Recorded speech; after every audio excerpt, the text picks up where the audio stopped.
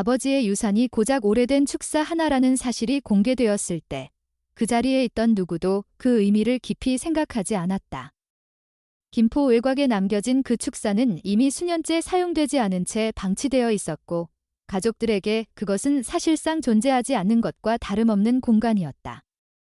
장례가 끝난 직후 진행된 유산 분배 자리에서 사람들의 시선은 자연스럽게 더 가치 있는 것들로 향해 있었다.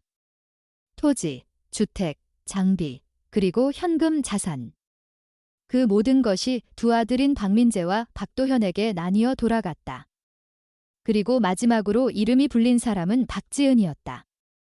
그녀에게 돌아간 것은 단 하나, 가족 농장의 끝자락에 남겨진 낡은 소 축사였다. 그 순간 방 안의 공기는 미묘하게 변했다. 누구도 노골적으로 반응하지는 않았지만 그 의미를 모르는 사람은 없었다. 가치 없는 것, 필요 없는 것, 그리고 누구도 원하지 않는 것, 그 축사는 그런 존재였다.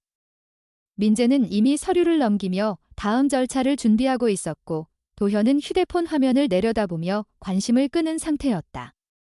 변호사는 익숙한 어조로 마지막 조항을 읽어 내려갔고 모든 것이 정리되었다는 듯 조용한 정리가 이어졌다. 그 사이에서 지은은 아무 말도 하지 않았다.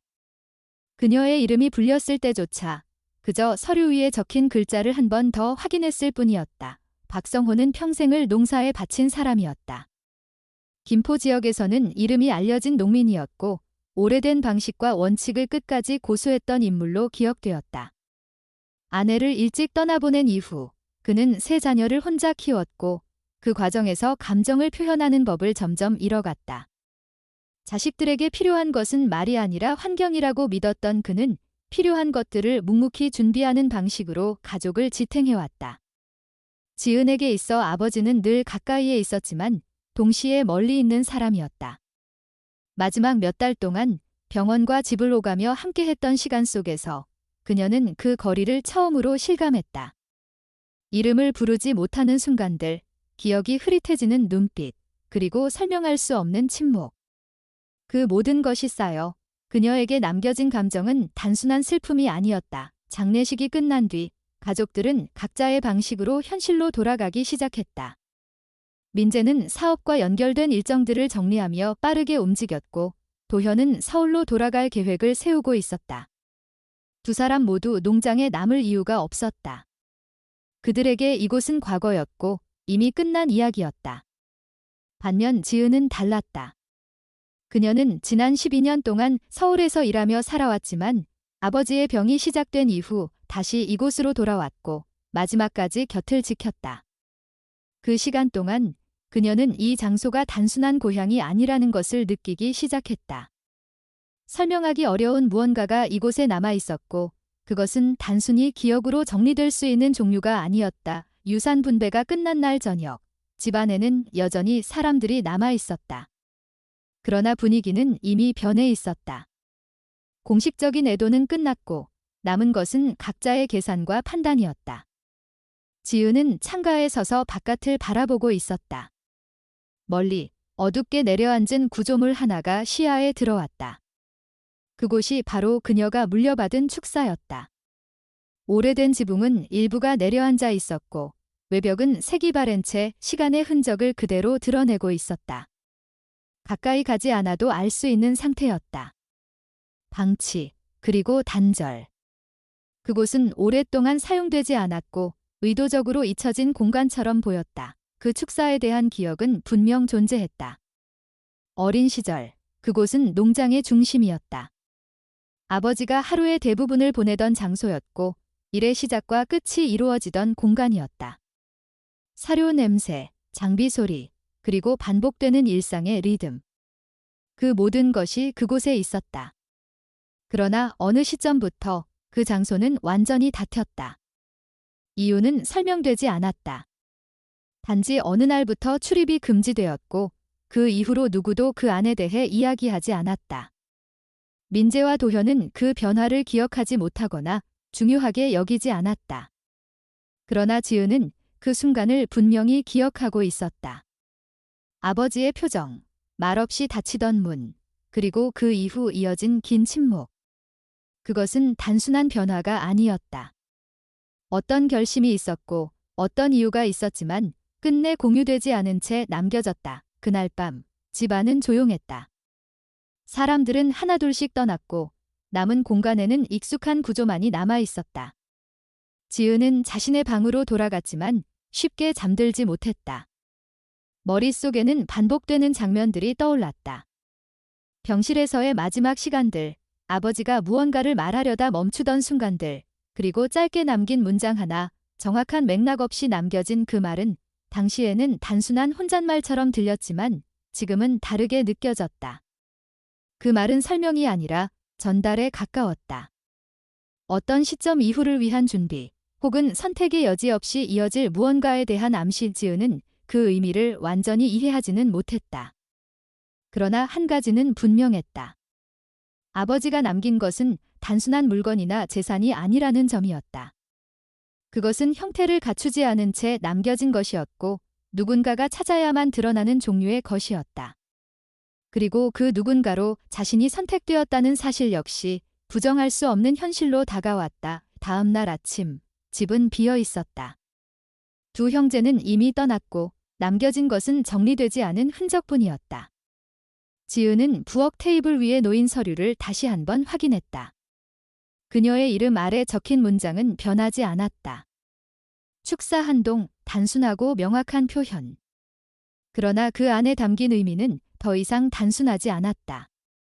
창밖으로 시선을 옮겼을 때 그 구조물은 여전히 그 자리에 있었다.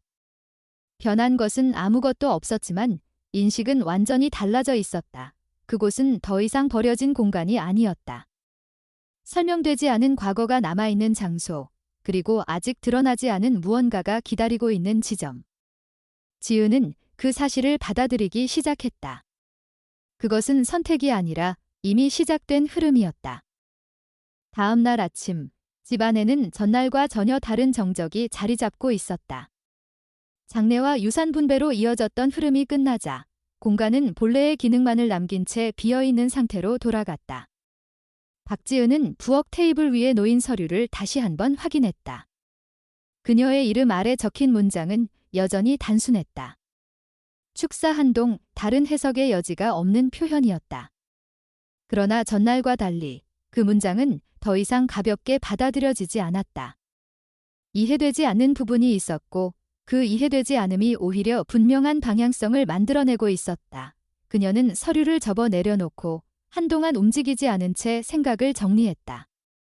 이곳에 남겨진 이유가 단순하지 않다는 확신이 점점 구체적인 형태를 갖추고 있었다. 아버지가 마지막까지 유지했던 침묵, 그리고 명확하게 구분된 유산의 분배 방식. 두 형제에게는 눈에 보이는 것들이 주어졌고 자신에게는 설명되지 않은 것이 남겨졌다. 그 차이는 우연이 아니었다.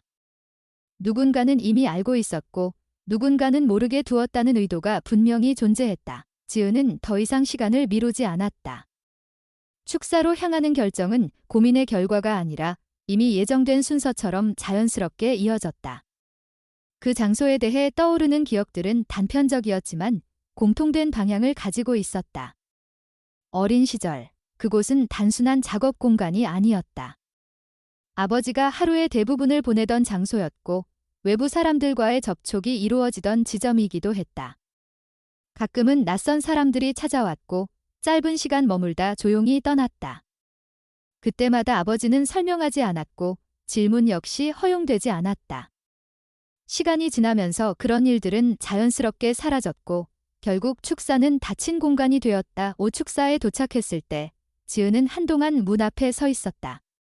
그 공간은 물리적으로 변한 것이 거의 없었지만 인식은 완전히 달라져 있었다. 손잡이에 남아있는 녹, 오래된 잠금 장치, 그리고 반복적으로 닫히고 열렸던 흔적들. 그것들은 모두 시간의 흐름을 말해주고 있었지만 동시에 의도적으로 유지된 상태처럼 보이기도 했다. 누군가가 완전히 버리지 않았고 그렇다고 다시 사용하지도 않았다. 그 중간 상태가 오랫동안 유지되어 왔다는 점이 오히려 더 의도적으로 느껴졌다. 이 문이 열렸을 때 내부는 예상과 크게 다르지 않았다. 사용되지 않은 공간의 전형적인 상태가 유지되어 있었고 구조 자체는 그대로 남아 있었다. 그러나 지은의 시선은 단순한 상태 확인에 머물지 않았다. 그녀는 이 공간이 단순히 버려진 것이 아니라 어떤 기준에 따라 유지되었다는 점에 집중하고 있었다. 바닥의 흔적, 물건들의 배치, 그리고 특정 구역이 다른 부분과 다르게 정리되어 있는 방식. 그것들은 모두 무작위가 아니었다. 지은은 한 구역씩 차례로 정리하기 시작했다. 쌓여있던 사료 포대, 오래된 장비, 사용되지 않은 도구들. 하나씩 이동시키고 분류하고 남겨진 흔적을 확인했다. 그 과정은 단순한 정리가 아니라 기록을 복원하는 작업에 가까웠다. 무엇이 있었고 무엇이 사라졌는지, 그리고 무엇이 의도적으로 남겨졌는지를 구분하는 과정이었다. 시간이 지날수록 공간의 구조가 점점 더 명확하게 드러났다. 정리의 흐름 속에서 한 가지 차이가 눈에 들어왔다. 전체적으로는 방치된 상태였지만 특정 구역만은 다르게 유지되어 있었다. 바닥 위에 놓인 건초의 형태가 자연스럽지 않았고 다른 부분과 달리 일정한 두께로 쌓여 있었다. 단순히 남겨진 것이 아니라 의도적으로 배치된 흔적이었다. 지은은 그 부분에 집중했다. 건초를 걷어내는 과정에서 바닥의 재질이 다른 구역과 다르다는 점이 드러났다. 콘크리트가 아닌 별도의 구조물이 그 아래에 존재하고 있었다. 건초를 모두 제거한 뒤 금속으로 된 원형 고리가 모습을 드러냈다. 그것은 바닥에 고정된 상태였고 주변 구조와 완전히 결합되어 있었다. 단순한 장비의 일부가 아니라 별도의 기능을 가진 구조물이었다. 지은은 그 고리를 한동안 바라보았다. 예상하지 못한 발견이 아니었다. 오히려 이미 알고 있었던 것을 확인하는 과정에 가까웠다. 이곳에는 단순히 보이는 것 이상의 구조가 존재하고 있었다. 그녀는 즉시 그것을 열지 않았다. 대신 주변을 다시 한번 확인했다. 다른 곳에도 비슷한 구조가 있는지, 혹은 이 구조와 연결된 흔적이 남아 있는지. 그러나 동일한 형태는 발견되지 않았다. 이곳만이 유일한 지점이었다.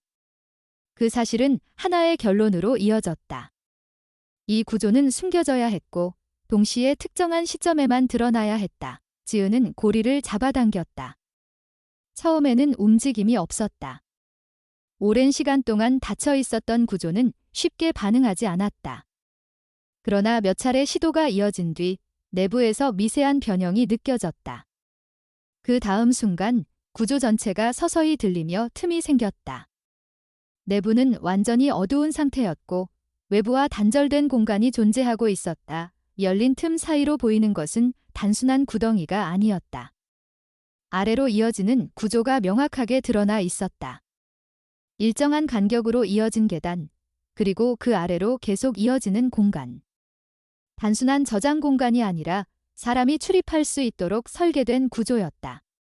그 사실은 이 공간의 목적이 완전히 다르다는 것을 의미했다. 지은은 더 이상 그 자리에서 내려가지 않았다. 대신 열린 상태를 유지한 채 한 걸음 물러났다. 이 발견은 예상보다 훨씬 큰 의미를 가지고 있었다. 아버지가 숨겨온 것은 단순한 물건이 아니었다. 구조 자체가 의도적으로 만들어졌고 오랜 시간 유지되어 왔다. 그리고 그 존재는 단 한 번도 공유되지 않았다. 그날 이후 축사는 더 이상 과거의 일부가 아니었다. 그것은 현재 진행 중인 문제로 바뀌었고 해결되어야 할 대상이 되었다. 지은은 문을 다시 닫고 내부 구조를 원래 상태로 되돌렸다. 외부에서 보았을 때 아무 변화도 없는 상태를 유지하는 것이 필요했다. 아직은 이 사실을 외부로 드러낼 수 없는 단계였다. 집으로 돌아온 뒤 그녀는 필요한 것들을 정리하기 시작했다. 조명, 장갑, 기록 도구, 그리고 기본적인 안전 장비. 준비 과정은 빠르게 진행되었지만 그 안에는 분명한 기준이 있었다. 즉흥적인 접근이 아니라 단계적인 확인이 필요했다. 무엇이 있는지, 왜 존재하는지, 그리고 그 의미가 어디까지 이어지는지. 시간은 빠르게 지나갔고 해가 완전히 바뀌었다. 그러나 지은의 기준은 변하지 않았다. 확인되지 않은 상태에서 다음 단계로 넘어가지 않는 것, 그리고 모든 것을 기록하는 것. 축사 아래에 존재하는 공간은 단순한 발견이 아니라 시작점이었다. 다음 날 박지은은 전날 정리해둔 준비물들을 다시 한번 점검했다. 확인되지 않은 공간에 대한 접근은 감정이 아니라 기준에 따라 이루어져야 한다는 생각이 분명해져 있었다. 손전등, 여분의 배터리, 장갑, 간단한 기록 도구, 모든 것은 최소한의 범위 안에서 선택되었고 불필요한 요소는 배제되었다. 전날 발견된 구조는 단순한 호기심으로 접근할 수 있는 대상이 아니었다. 그것은 오랜 시간 동안 의도적으로 감춰진 공간이었고 그 자체로 하나의 체계였다. 축사에 도착한 이후 지은은 어제와 동일한 방식으로 외부 상태를 유지한 채 내부로 들어갔다. 건초를 다시 걷어내고 금속 고리가 드러난 상태를 확인했다.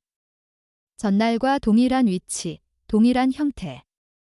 변한 것은 아무것도 없었지만 그 의미는 완전히 달라져 있었다. 그녀는 잠시 멈춰서서 이 공간에 들어가기 전까지의 흐름을 정리했다. 아버지의 침묵, 유산의 분배 방식, 그리고 이 구조의 존재. 각각은 따로 존재하는 요소가 아니라 하나의 방향으로 이어지고 있었다. 지은은 고리를 들어 올렸다. 전날과 달리 구조는 비교적 부드럽게 반응했다. 반복된 움직임이 내부의 고정 상태를 일부 완화시킨 것으로 보였다. 열린 틈은 어제보다 조금 더 넓게 확보되었고 아래로 이어지는 계단의 형태가 분명하게 드러났다. 손전등을 비추자 계단은 일정한 간격으로 이어져 있었고 구조적으로 안정된 형태를 유지하고 있었다. 즉흥적으로 만들어진 공간이 아니라 계획된 설계가 적용된 구조였다. 그녀는 한 걸음씩 아래로 내려가기 시작했다. 계단은 길지 않았지만 완전히 외부와 단절된 깊이를 가지고 있었다. 일정한 수의 단계를 지나자 바닥이 나타났고 그 아래에는 하나의 공간이 형성되어 있었다. 처음 마주한 인상은 예상과 일치했다. 단순한 저장 공간이 아니라 기능을 가진 공간. 내부는 체계적으로 구성되어 있었고 각 요소는 명확한 역할을 가지고 있었다. 지은의 시선은 자연스럽게 정면에 놓인 금속 서랍장으로 향했다. 그 옆에는 나무 선반이 있었고 여러 개의 상자와 파일들이 정리된 상태로 놓여 있었다. 바닥에는 깨진 유리병의 흔적이 있었지만 그것 역시 무작위가 아니라 일정한 구역에 집중되어 있었다. 이 공간은 한 번 사용되고 버려진 것이 아니라 지속적으로 관리되어 온 흔적을 가지고 있었다. 사용이 중단된 시점이 있었을 뿐 그 이전까지는 명확한 목적 아래 유지되었다는 점이 드러나 있었다. 지은은 가장 가까운 상자부터 확인하기 시작했다. 종이로 된 자료들이 다수 포함되어 있었고 일부는 신문 형태, 일부는 복사된 문서였다. 날짜는 1980년대 후반부터 1990년대 초반까지 다양하게 분포되어 있었다. 기사 제목은 공통된 방향을 가지고 있었다. 토지 분쟁, 개발 과정에서의 충돌, 보상 문제, 그리고 특정 지역에서 발생한 집단적인 이주 사례. 단순한 사건 기록이 아니라 반복되는 구조가 존재하고 있었다. 다음 상자를 열었을 때 내용은 더 구체적으로 바뀌었다. 공식 문서의 사본, 행정기관에 제출된 진정서, 그리고 반려된 기록들. 각 문서에는 아버지의 필체로 보이는 표시가 남아 있었고 특정 문장이나 수치의 밑줄이 그어져 있었다. 그것은 단순한 보관이 아니라 분석의 흔적이었다. 누군가가 이 자료를 단순히 모은 것이 아니라 의미를 파악하려 했다는 증거였다. 지은은 자료를 순서대로 정리하며 하나의 공통점을 발견했다. 대부분의 기록은 인천과 그 주변 지역에 집중되어 있었다. 특히 인치현의 특정 구역에서 반복적으로 발생한 사건들이 눈에 띄었다. 개발 계획이 발표된 이후 기존 거주자들이 이주를 요구받았고 그 과정에서 법적 분쟁이 발생했다. 그러나 그 분쟁은 대부분 공식 기록에서 사라져 있었고 결과 역시 명확하게 남아있지 않았다. 이 공간에 보관된 자료들은 그 공백을 메우고 있었다. 지은은 선반 위에 놓인 사진 묶음을 꺼냈다. 흑백 사진들이었고 특정 인물들이 중심에 배치되어 있었다. 가족 단위의 사진, 단체 사진, 그리고 건물이나 토지를 배경으로 한 기록 사진. 각 사진의 뒷면에는 날짜와 간단한 메모가 적혀 있었지만 이름은 거의 남아있지 않았다. 익명으로 남겨진 기록. 그러나 반복되는 인물들이 존재했고 동일한 장소에서 촬영된 것으로 보이는 사진들이 이어지고 있었다. 그것은 단순한 기록이 아니라 연결된 이야기의 일부였다. 금속 서랍장을 열었을 때 내부는 더욱 체계적으로 정리되어 있었다. 파일 단위로 분류된 문서들이 있었고 각 파일에는 번호가 붙어 있었다. 번호 체계는 일정한 규칙을 따르고 있었고 연도와 지역, 그리고 사건의 성격을 기준으로 구성된 것으로 보였다. 이는 개인이 임의로 만든 체계라기보다는 일정한 기준을 가진 조직적 방식에 가까웠다. 지은은 하나의 파일을 꺼내 내용을 확인했다. 그 안에는 특정 가구에 대한 정보가 정리되어 있었다. 주소, 가족 구성, 토지 면적, 그리고 개발 이전과 이후의 상태. 일부 항목에는 추가적인 메모가 있었고 그것은 단순한 사실 기록을 넘어선 내용이었다. 이동 경로, 새로운 거주지, 그리고 연락이 끊긴 시점. 누군가의 삶이 한 장의 문서 안에 요약되어 있었다. 이 공간이 무엇을 위해 존재했는지에 대한 방향은 점점 명확해지고 있었다. 아버지는 단순히 자료를 수집한 것이 아니라 특정 대상에 대한 지속적인 기록을 유지해왔다. 그것은 개인적인 관심 수준을 넘어서는 범위였고 반복성과 일관성을 가지고 있었다. 그리고 그 모든 것이 외부에는 전혀 알려지지 않은 상태로 유지되어 왔다. 지은은 마지막으로 구석에 놓인 냉장 장치를 확인했다. 전원이 연결되어 있지 않았고 외부는 밀봉된 상태였다. 내부를 열었을 때 일반적인 식품이 아닌 다른 종류의 보관물이 들어 있었다. 봉인된 봉투, 플라스틱 케이스, 그리고 습기를 차단하기 위한 장치들. 그것들은 종이보다 더 오래 보존되어야 하는 것들이었다. 내용은 확인되지 않았지만 중요도가 다른 자료들과 구분되어 있었다. 이 모든 확인이 끝난 뒤 지은은 한 가지 결론에 도달했다. 이 공간은 우연히 만들어진 것이 아니었고 단순한 개인의 기록도 아니었다. 일정한 목적과 기준 아래 오랜 시간 유지되어 온 체계였다. 그리고 그 중심에는 아버지가 있었다. 그녀는 자료를 원래 위치에 다시 정리했다. 순서를 유지하는 것이 중요했다. 이 구조는 단순히 내용을 확인하는 것보다 전체를 이해하는 과정이 필요했다. 계단을 올라오기 전 한 번 더 공간을 둘러보았다. 변화는 없었지만 인식은 완전히 달라져 있었다. 지은은 계단을 올라와 입구를 닫았다. 외부 상태를 다시 원래대로 복구한 뒤 축사를 나섰다. 이제 이 공간은 더 이상 발견의 대상이 아니었다. 그것은 분석과 선택의 대상이 되었고 다음 단계로 이어질 준비가 되어 있었다. 지은은 다음 단계로 넘어가기 전에 자신이 확인한 내용들을 하나의 흐름으로 정리하기 시작했다. 단순한 발견이 아니라 축적된 기록의 구조를 이해하는 과정이 필요했다. 아버지가 남긴 자료들은 단편적인 사건의 집합이 아니었고 일정한 기준에 따라 축적된 체계였다. 각각의 문서와 사진, 그리고 기록은 서로 분리되어 있는 것처럼 보였지만 실제로는 하나의 방향으로 연결되고 있었다. 그 연결을 파악하지 못하면 이 공간의 의미 역시 정확하게 이해할 수 없다는 판단이 분명해졌다. 그녀는 다시 축사 아래 공간으로 내려가 금속 서랍장에 정리된 파일들을 순서대로 확인하기 시작했다. 파일 번호 체계는 단순한 정렬이 아니라 일정한 규칙을 가지고 있었다. 연도, 지역, 사건 유형이 결합된 형태였고 그 조합을 통해 하나의 사건이 어떤 흐름 안에 포함되어 있는지 파악할 수 있었다. 이는 개인의 기록 방식이라기보다 조직적인 분류 방식에 가까웠다. 누군가가 지속적으로 같은 기준을 유지하며 자료를 축적해왔다는 의미였다. 특정 연도를 기준으로 파일을 집중적으로 확인했을 때 반복되는 패턴이 드러났다. 개발 계획 발표 이후 일정 기간이 지나면 동일한 유형의 문서가 나타났다. 토지 소유권과 관련된 이해 제기, 행정기관의 답변, 그리고 그 이후 이어지는 기록의 단절. 공식적으로는 문제가 해결된 것으로 보이지만 실제로는 기록이 사라진 상태였다. 그러나 이 공간 안에서는 그 이후의 흐름이 계속 이어지고 있었다.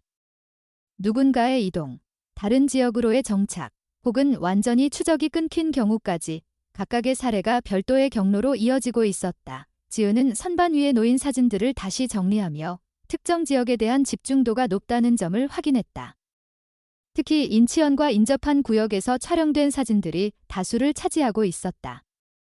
단순히 한 시점의 기록이 아니라 일정 기간 동안 반복적으로 수집된 자료였다.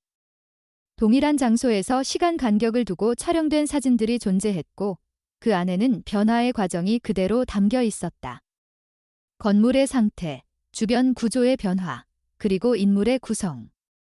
모든 요소가 시간이 흐르면서 달라지고 있었다. 사진 뒷면에 적힌 메모는 간결했지만 명확한 방향을 가지고 있었다. 날짜, 위치, 그리고 간단한 상태 설명. 그러나 이름은 거의 남아있지 않았다. 이는 의도적인 선택으로 보였다. 특정 인물을 명확하게 드러내기보다 상황 자체를 기록하는 방식이었다. 그 결과 사진은 개인의 기억이 아니라 구조적인 변화를 보여주는 자료로 기능하고 있었다. 지은은 다시 문서로 시선을 옮겼다. 일부 파일에는 동일한 주소가 반복적으로 등장하고 있었고 그 주소는 서로 다른 시점에서 다른 상태로 기록되어 있었다. 처음에는 정상적인 소유 상태로 나타났고 이후에는 분쟁 상태, 그리고 마지막에는 기록 자체가 사라진 상태로 정리되어 있었다. 그러나 그 이후의 흐름은 이 공간 안에 계속 남아 있었다. 이는 공식 시스템과 비공식 기록 사이의 차이를 분명하게 보여주고 있었다. 특정 파일에서 지은은 하나의 공통된 표현을 발견했다.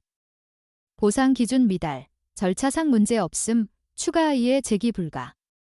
행정문서에서 반복되는 문구들이었고 그것은 사건의 종료를 의미하는 표현이었다. 그러나 그 표현 이후에도 기록은 계속 이어지고 있었다. 이는 아버지가 공식적인 결론을 받아들이지 않았다는 것을 의미했다. 그는 사건이 끝났다고 판단하지 않았고 이후의 흐름까지 추적하고 있었다. 지은은 그 순간 아버지가 단순히 관찰자의 위치에 있지 않았다는 점을 명확히 인식했다. 그는 기록을 수집하는 사람에 머물지 않았고 그 기록을 통해 어떤 판단을 내리고 있었다. 그리고 그 판단은 단순한 개인의 의견이 아니라 반복되는 사례를 기반으로 한 분석이었다. 이는 개인의 경험을 넘어선 수준이었다. 선반 아래쪽에서 발견된 또 다른 상자에는 기존 자료와 다른 형태의 기록이 포함되어 있었다. 일정한 형식으로 정리된 명단, 번호가 부여된 항목, 그리고 간단한 상태 표시. 일부 항목에는 추가적인 표시가 있었고 그것은 다른 자료와 연결되는 기준처럼 보였다. 지은은 그 명단이 단순한 목록이 아니라 전체 자료를 연결하는 핵심 구조의 가능성을 인식했다. 그녀는 해당 명단과 개별 파일을 대조하기 시작했다. 번호와 내용이 일치하는 부분이 있었고 그 연결을 통해 하나의 사건이 어떻게 구성되어 있는지 확인할 수 있었다. 특정 가구의 정보, 해당 지역의 변화, 그리고 이후의 이동 경로.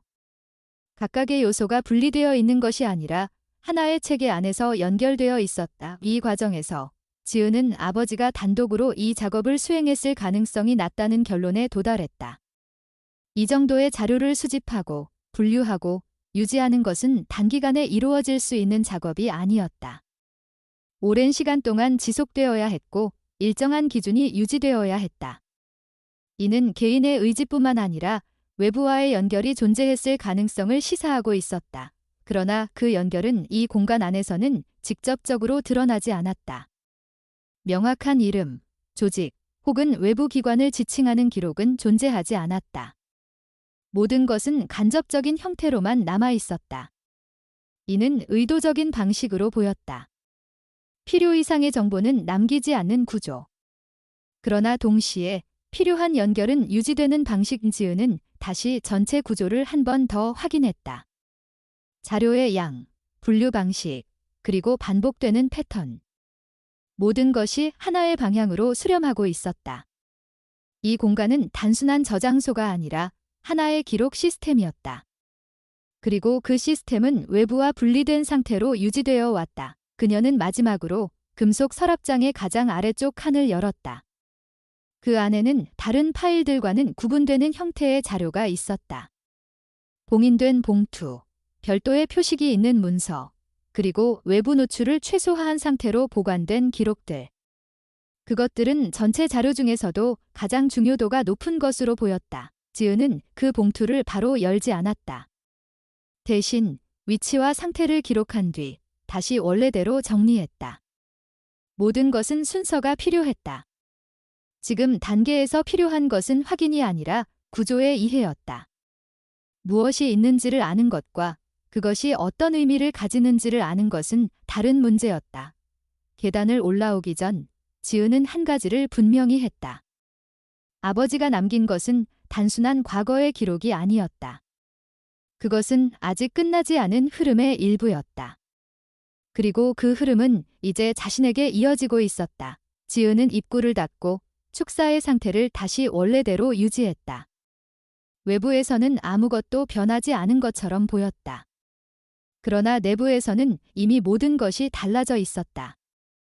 지은은 자료의 구조를 충분히 파악한 이후에야 다음 단계로 넘어가기로 결정했다.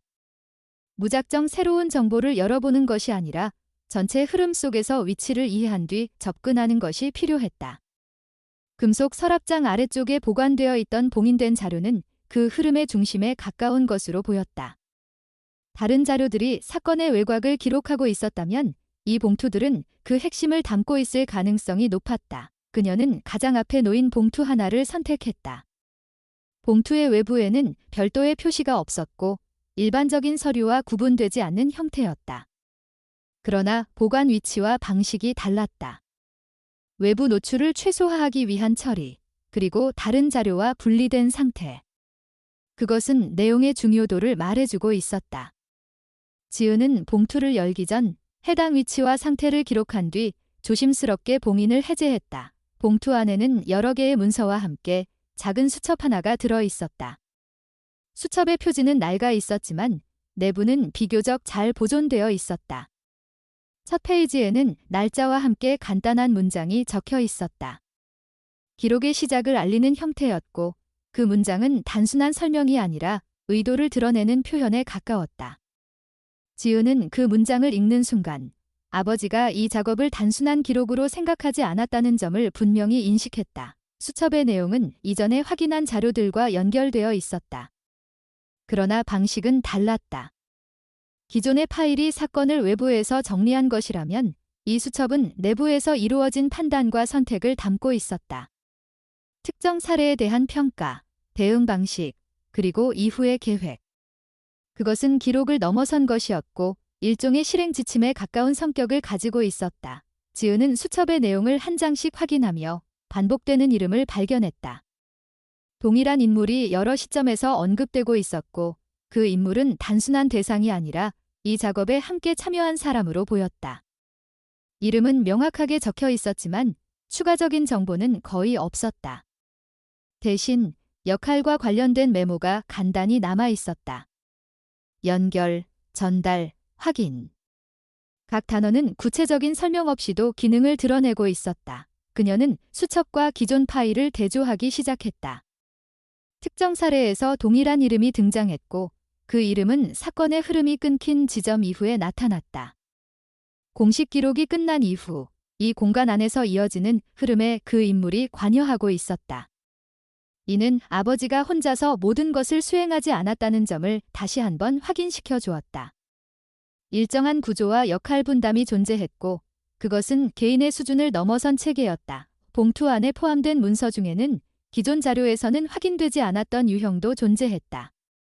특정 가구에 대한 별도의 평가서, 이동 계획, 그리고 새로운 거주지에 대한 정보. 일부 문서에는 지리적 위치가 구체적으로 표시되어 있었고 그 위치는 기존 주소와 다른 지역을 가리키고 있었다. 이는 단순한 기록이 아니라 실제로 이루어진 이동을 의미했다. 지은은 그 문서들을 통해 하나의 흐름을 확인했다. 개발로 인해 거주지를 잃은 사람들, 공식적인 절차에서는 더 이상 지원을 받을 수 없는 상태에 놓인 경우, 그리고 그 이후에 이어지는 비공식적인 경로. 아버지는 그 경로를 추적하고 있었고 경우에 따라 직접 개입하고 있었다. 그것은 단순한 관심이 아니라 선택에 가까운 행동이었다. 수첩의 중간 부분에는 짧은 문장이 반복적으로 등장하고 있었다. 확인됨, 이동 완료, 연락 유지. 간결한 표현이었지만 그 안에는 명확한 기준이 존재했다. 어떤 사례는 완료로 표시되어 있었고 어떤 사례는 계속 추적 중으로 남아 있었다.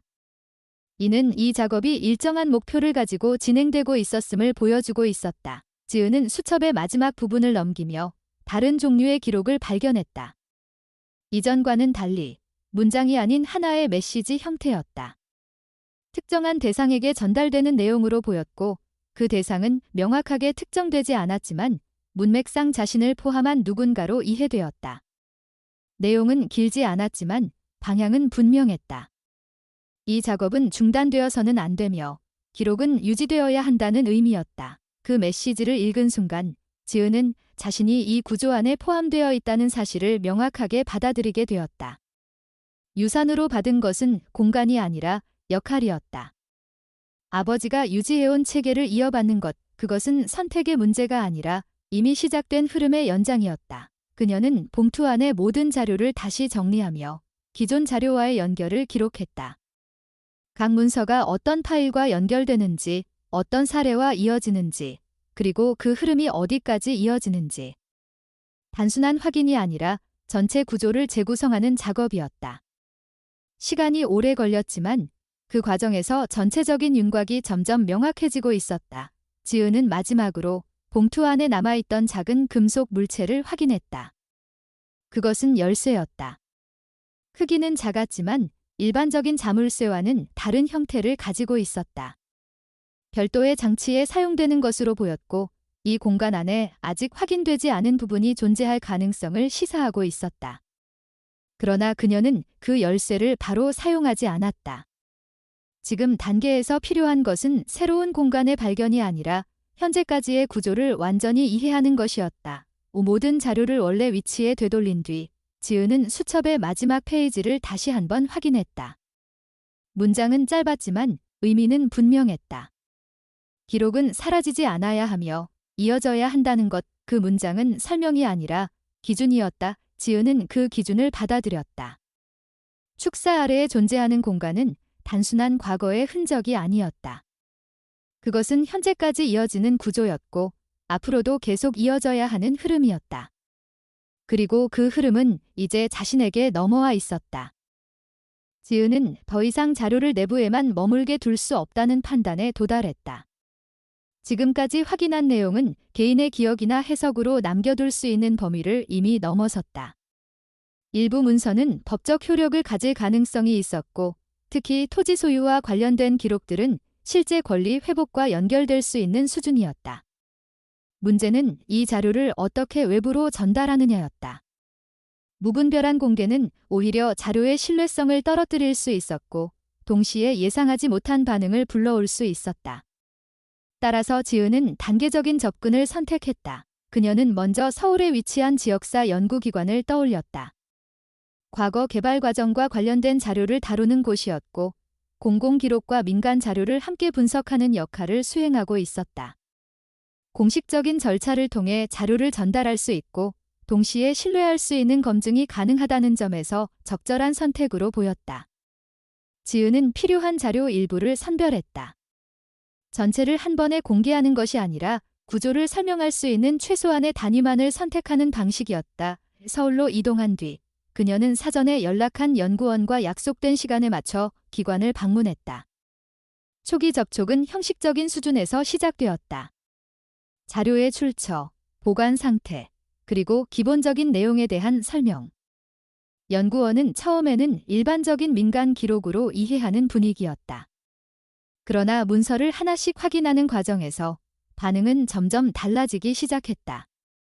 특정 문서에 대한 집중도가 높아졌고 반복되는 사례에 대한 질문이 이어졌다. 단순한 참고 자료가 아니라 기존 기록과 충돌할 수 있는 가능성이 있는 자료라는 점이 인식되기 시작한 것이다.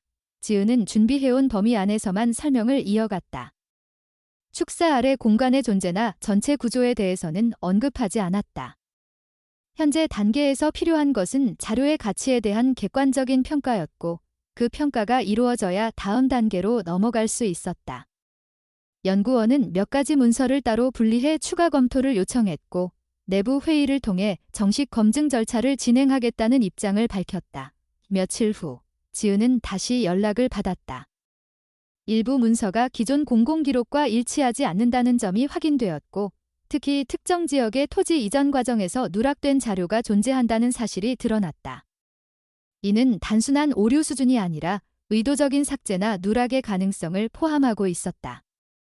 연구기관은 추가 자료 제공을 요청했고, 동시에 외부 공개 여부에 대해서는 신중한 접근이 필요하다는 입장을 전달했다. 지은은 그 요청에 즉시 응답하지 않았다. 자료의 범위가 확대될수록 그에 따른 영향도 커질 수밖에 없다는 점을 알고 있었다. 동시에 이미 일부 정보가 외부로 전달된 이상 완전히 통제된 상태를 유지하는 것은 어려워지고 있었다. 그녀는 일정 기간 동안 추가 자료를 정리하며 어떤 기준으로 공개를 확대할 것인지 판단하기 시작했다. 그 과정에서 가족과의 갈등이 표면으로 드러나기 시작했다.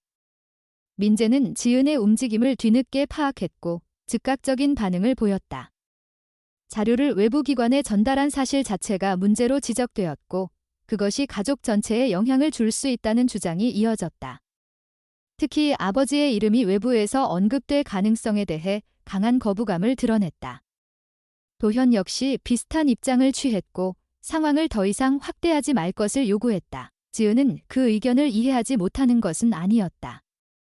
가족의 입장에서 보면 예측할 수 없는 변수는 최소화하는 것이 합리적인 선택일 수 있었다. 그러나 그녀에게 이 문제는 이미 개인적인 선택의 범위를 넘어선 상태였다. 자료를 확인하는 과정에서 그것이 단순한 과거의 기록이 아니라 현재에도 영향을 미칠 수 있는 요소라는 점이 분명해졌기 때문이다. 연구기관과의 접촉이 이어지는 동안 외부 반응도 점차 나타나기 시작했다. 일부 내용이 제한적으로 공유되면서 관련 분야의 연구자들이 관심을 보이기 시작했다. 특정 지역의 개발 과정에 대한 재검토 필요성이 제기되었고 기존 기록의 신뢰성에 대한 문제도 함께 언급되었다. 아직 공식적인 발표는 이루어지지 않았지만 흐름은 이미 형성되고 있었다. 동시에 예상했던 다른 반응도 나타났다. 개발 사업과 연관된 이해 관계자들이 움직이기 시작한 것이다. 과거 자료가 현재의 구조에 영향을 줄 수 있다는 가능성이 제기되자 관련 정보의 확산을 제한하려는 시도가 나타났다. 직접적인 접촉은 없었지만 간접적인 경로를 통해 압박이 전달되었다. 자료의 출처를 확인하려는 움직임, 그리고 추가 공개를 자제하라는 메시지. 그것은 명확한 형태를 갖추지 않았지만 방향은 분명했다. 지은은 그 상황을 예상하지 못한 것은 아니었다. 오히려 지금까지 아무 반응이 없었다면 그 자체가 더 이상한 일이었을 것이다. 문제는 그 반응이 어느 정도까지 확대될 것인지, 그리고 자신이 그 흐름을 어디까지 감당할 수 있는지였다. 그녀는 다시 기준을 정리했다. 모든 자료를 한 번에 공개하지 않는다. 검증된 범위 안에서만 단계적으로 전달한다. 그리고 모든 과정은 기록으로 남긴다. 그녀는 축사 아래 공간으로 다시 내려갔다. 지금까지의 흐름을 기존 자료와 연결하기 위해서였다. 연구기관에 전달한 문서와 동일한 사례를 다시 확인하고 그 이후의 기록이 어떻게 이어지는지를 점검했다. 일부 사례는 이미 수첩에서 확인한 내용과 일치했고 추가적인 정보가 존재하는 경우도 있었다. 이는 외부 기관이 가지고 있는 정보와 이 공간의 자료가 서로 보완 관계에 있다는 것을 의미했다. 지은은 그 연결을 하나씩 정리하며 전체 구조를 다시 구성했다. 공식 기록과 비공식 기록, 그리고 그 사이의 공백. 아버지는 그 공백을 채우고 있었고 지금 그 역할이 자신에게 이어지고 있었다. 이 작업은 단순한 공개가 아니라 누락된 부분을 복원하는 과정이었다. 그녀는 마지막으로 연구기관에 추가 자료 일부를 전달하기로 결정했다. 범위는 제한적이었지만 흐름을 설명하기에는 충분한 수준이었다. 동시에 자료의 보관 위치와 전체 구조에 대해서는 여전히 언급하지 않았다. 아직은 모든 것을 드러낼 단계가 아니었다. 시간이 흐르면서 상황은 점점 더 복잡해지고 있었다. 그러나 방향은 이미 정해져 있었다. 되돌아갈 수 있는 지점은 지나갔고 남은 것은 어떻게 이어갈 것인가였다. 지은은 그 질문에 대한 답을 이미 알고 있었다. 지은이 일부 자료를 연구기관에 전달한 이후 흐름은 더 이상 개인의 범위 안에 머물지 않았다. 제한된 범위에서 시작된 검증 과정은 예상보다 빠르게 확장되었고 특정 사례들이 구체적인 형태로 드러나기 시작했다. 초기에는 학술적인 관심에 가까웠던 반응이 점차 실제 인물과 연결되면서 자료의 성격 자체가 바뀌고 있었다. 단순한 과거 기록이 아니라 현재와 연결된 문제로 인식되기 시작한 것이다. 가장 먼저 나타난 변화는 자료에 포함된 주소와 정보가 실제 인물과 연결되기 시작했다는 점이었다. 연구기관 내부에서 일부 사례가 공개 검토 대상으로 분류되었고 그 과정에서 과거 해당 지역에 거주했던 사람들의 후손이 존재한다는 사실이 확인되었다. 기존에는 공식 기록이 단절된 상태였기 때문에 이 연결 자체가 이루어지지 않았던 영역이었다. 그러나 지은이 전달한 자료를 통해 그 공백이 일부 채워지기 시작했다. 처음으로 연락이 닿은 가족은 인천 지역에서 강제 이주를 겪었던 사례와 연결되어 있었다. 공식 기록에서는 보상 절차가 완료된 것으로 남아 있었지만 실제로는 다른 경로로 이동한 이후의 기록이 존재하지 않았다. 그러나 축사 아래 공간에 보관되어 있던 자료에는 그 이후의 이동 경로와 새로운 거주지가 간단하게 정리되어 있었다. 연구기관은 해당 정보를 기반으로 추가 확인을 진행했고 실제 인물과 연결되는 데 성공했다. 그 이후 유사한 사례들이 연속적으로 확인되기 시작했다. 자료에 등장하는 이름과 주소가 하나씩 현실의 인물과 이어졌고 그 과정에서 각자의 이야기가 드러났다. 공통점은 명확했다. 공식 기록에서는 정리된 사건이었지만 실제 삶에서는 해결되지 않은 채 이어진 문제들이 존재하고 있었다는 점이었다. 그 차이는 단순한 해석의 문제가 아니라 기록의 부재에서 비롯된 것이었다. 지은은 그 흐름을 외부에서 지켜보는 위치에 머물지 않았다. 연구기관과 협력하여 자료의 구조를 설명하고 각 사례가 어떻게 연결되는지에 대한 기준을 제공했다. 축사 아래에서 확인한 분류 체계와 기록 방식은 외부에서 자료를 이해하는 데 중요한 역할을 했다. 단순히 문서를 제공하는 것이 아니라 그 문서가 어떤 맥락 안에 있는지를 설명하는 과정이 병행되었다. 그러나 그 과정은 단순한 협력으로만 이루어지지 않았다. 외부 반응은 점점 더 다양한 방향으로 나타나고 있었다. 일부 언론이 해당 사례를 취재하기 시작했고 특정 지역의 개발 과정에 대한 재검토 필요성이 하게 언급되기 시작했다. 아직 전체 구조가 공개된 것은 아니었지만 일부 사례만으로도 기존 기록의 신뢰성에 대한 의문이 제기되기에 충분했다. 동시에 반대되는 움직임도 명확하게 드러났다. 과거 개발 사업에 관여했던 기관과 이해 관계자들이 해당 자료의 신뢰성을 문제 삼기 시작한 것이다. 공식 기록과 일치하지 않는다는 점을 근거로 자료 자체의 출처와 진위에 대한 의문을 제기했다. 이는 단순한 의견이 아니라 체계적인 대응으로 이어지고 있었다. 특정 사례에 대한 반박 자료가 제출되었고 공개된 내용의 범위를 제한하려는 시도가 나타났다. 가족 내부의 갈등 역시 더 이상 숨겨질 수 없는 상태가 되었다. 민재는 상황이 예상보다 빠르게 확대되고 있다는 점을 지적하며 즉각적인 중단을 요구했다. 특히 아버지의 이름이 외부에서 언급되기 시작한 이후 그 입장은 더욱 강경해졌다. 도현 역시 같은 입장을 취했고 개인의 선택이 가족 전체에 영향을 주고 있다는 점을 강조했다. 그들의 기준은 명확했다. 지금의 상황은 통제 범위를 벗어나고 있으며 더 이상 감당할 수 없는 단계로 가고 있다는 판단이었다. 지은은 그 의견을 무시하지 않았다. 그러나 동시에 그 기준을 받아들일 수 없는 이유도 분명했다. 자료를 확인하는 과정에서 그것이 단순한 개인의 선택이 아니라는 점이 이미 명확해졌기 때문이다. 아버지가 남긴 것은 단순한 기록이 아니라 의도와 기준이 포함된 구조였다. 그리고 그 구조는 중단을 전제로 만들어진 것이 아니었다. 그녀는 다시 축사 아래 공간으로 내려갔다. 외부에서 진행되는 흐름과 내부 자료를 다시 연결하기 위해서였다. 각 사례가 어떻게 기록되어 있는지, 그리고 외부에서 확인된 정보와 어떤 차이가 있는지를 비교했다. 일부 사례는 거의 동일하게 일치했고, 일부는 추가적인 정보가 존재했다. 특히 이동 이후의 기록은 외부에서는 전혀 확인되지 않았던 부분이었다. 지은은 그 차이를 정리하며 하나의 결론에 도달했다. 이 자료는 단순히 과거를 증명하는 것이 아니라 현재의 기록 체계를 보완하는 역할을 하고 있었다. 공식 기록이 놓친 부분 혹은 의도적으로 제외된 부분을 다시 연결하는 기능. 그것이 아버지가 이 작업을 유지해온 이유일 가능성이 높았다. 외부에서는 점점 더 많은 사례가 공개되었고 그에 따라 새로운 인물들이 등장하기 시작했다. 각자의 방식으로 과거를 확인하고 현재의 상황과 연결하려는 움직임이 나타났다. 일부는 법적 절차를 검토하기 시작했고 일부는 단순히 기록을 남기는 것 자체에 의미를 두었다. 그 반응은 다양했지만 공통된 방향은 분명했다. 사라졌다고 생각했던 것이 완전히 사라진 것은 아니었다는 인식. 지은은 그 흐름 속에서 자신의 역할을 다시 정리했다. 모든 것을 직접 해결할 수는 없었다. 그러나 연결할 수는 있었다. 자료를 통해 그리고 그 구조를 통해 각 사례가 다시 이어질 수 있도록 하는 것, 그것이 지금 단계에서 자신이 할 수 있는 역할이었다. 그녀는 연구기관과의 협력을 유지하면서도 자료의 전체 구조를 외부에 공개하지 않는 기준을 계속 유지했다. 아직 드러나지 않은 부분이 있었고 그 부분은 마지막까지 보호되어야 한다는 판단이 있었다.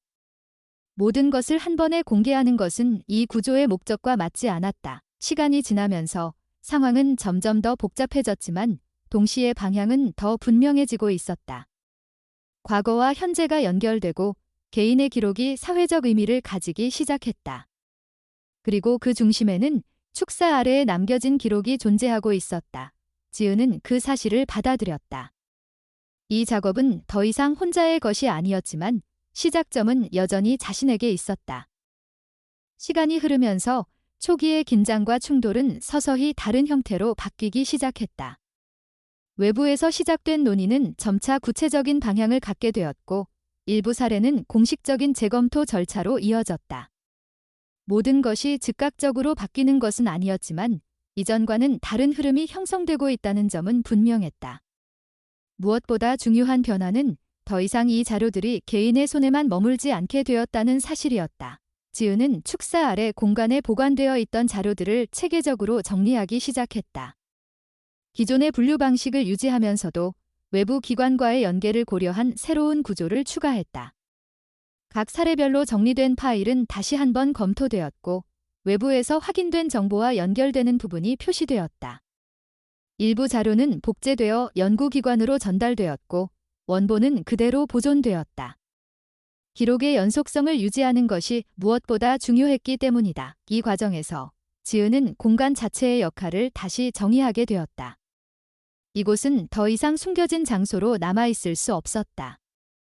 동시에 완전히 공개된 형태로 전환하는 것도 적절하지 않았다.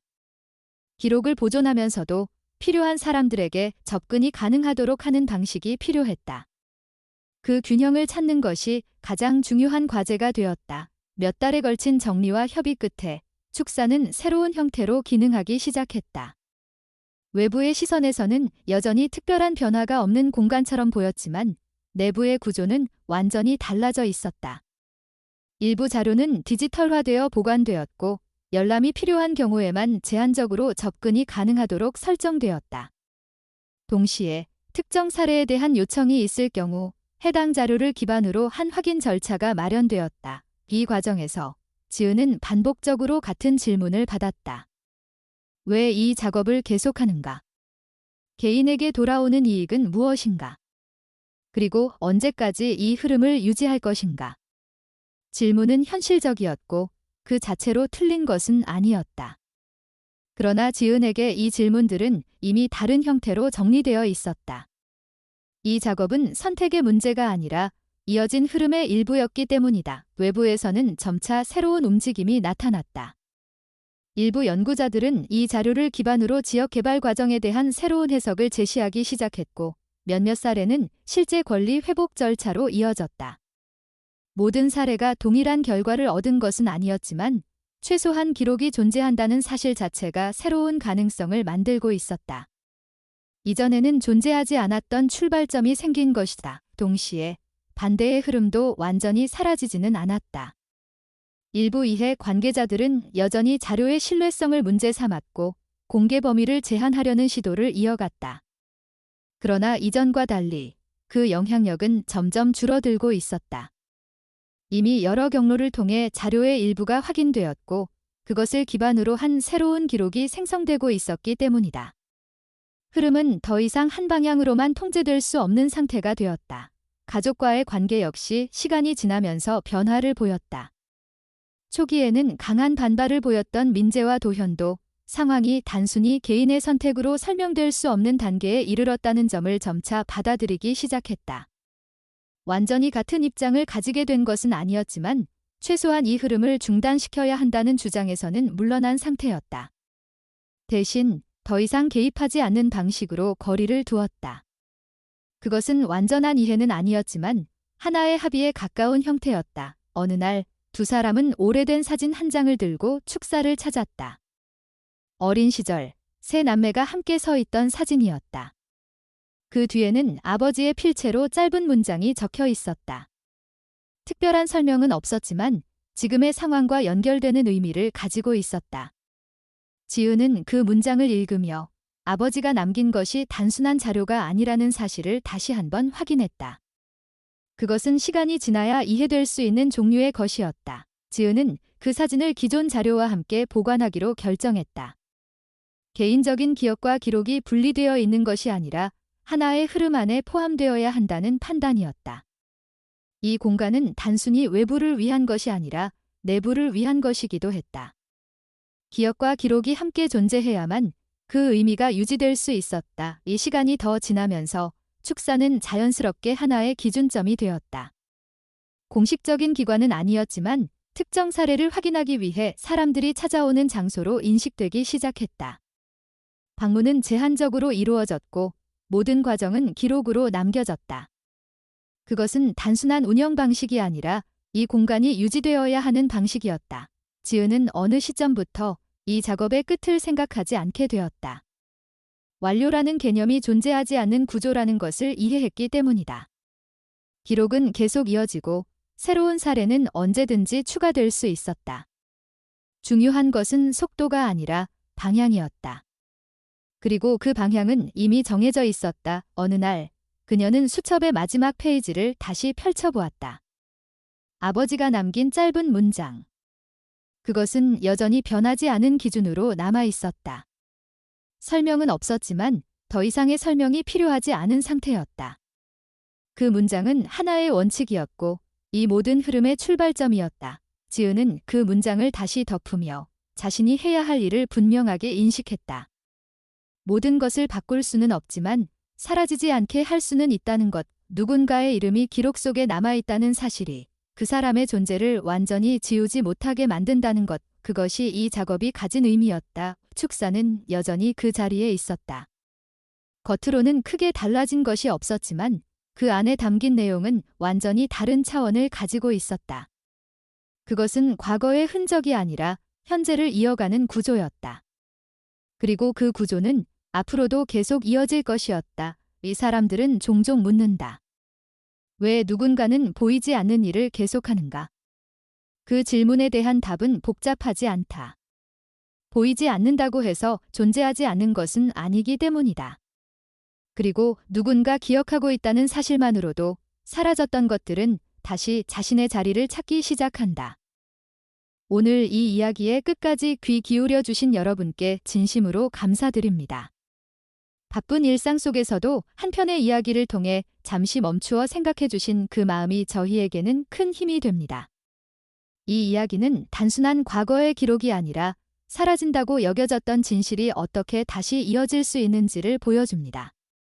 누군가의 기억이 남아있는 한, 그리고 그것을 지켜보려는 사람이 존재하는 한, 어떤 일도 완전히 사라지지는 않는다는 사실을 전하고자 했습니다. 우리는 살아가면서 많은 것들을 놓치고 지나가기도 하고, 때로는 보이지 않는 이유로 외면하기도 합니다. 그러나 이 이야기가 전해주는 가장 중요한 메시지는 작고 보잘것없어 보이는 것이라도 그 안에는 의미가 담겨 있을 수 있으며 그것을 지키려는 한 사람의 선택이 결국 또 다른 변화를 만들어낸다는 점입니다. 진실은 언제나 빠르게 드러나지 않지만 끝까지 남는 것은 결국 사람의 마음과 기억이라는 것을 다시 한번 생각하게 됩니다. 이 이야기가 여러분께 작은 울림으로 남기를 바랍니다. 그리고 저희 채널이 계속해서 이러한 의미 있는 이야기들을 전할 수 있도록 아래에 좋아요를 눌러주시고 여러분의 생각을 댓글로 나누어 주시며 채널 구독으로 응원해 주시면 진심으로 감사하겠습니다. 여러분의 관심과 참여가 더 많은 이야기를 이어갈 수 있는 힘이 됩니다.